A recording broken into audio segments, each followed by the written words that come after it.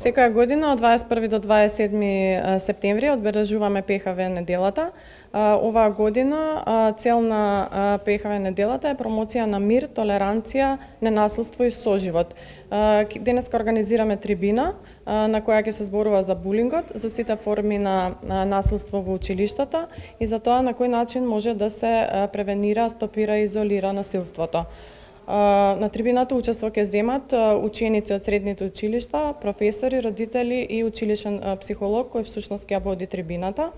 По завршување на трибината ќе бидат пуштени кратки филмови кои ги изработија волонтерите од ПХВ програмата и подоцна ќе им бидат доделени благодарници во знак на благодарност за сработеното во овогодинешниот ПХВ циклус. Булингот постоел уште многу години со оглед на тоа дека имам навистина големо искуство, но се зголемија начини и форми во последно време. Прво зборувавме за насилство и што обично траеше кратко време. А булингот е продолжен акт, значи, кој трае подолго време на физичко, психичко, вербално, значи повреди на една личност која е обично ранлива, почувствителна и многу е разлика од насилство што секогаш оној што врши булинг е помоќен и ја контролира жртвата, нанесувајќи е значи зло, но со големи последици. Последици може да бидат и на психичко, и на емоционално, и на психосоматско, значи можат освен главоболки, зборувам за како да го препознаеме, нели? Освен да се подигне свеста, што сега денеска го работиме со Црвен крст и ние како Сдружение Доверба Куманово, надвор направивме една парада на мир по повод одбележување на 21.9. Ден на мир.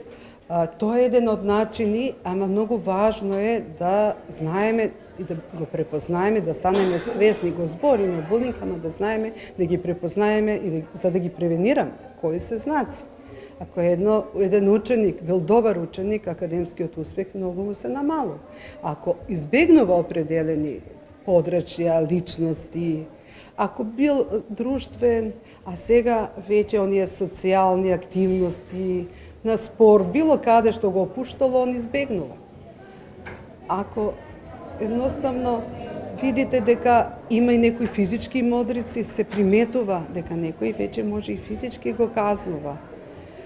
И најважно од се е дека тој е поранлив, анксиозен, нервозен, дури може и во депресија, затоа што тоа е веќе резултат на пролонгиран стрес.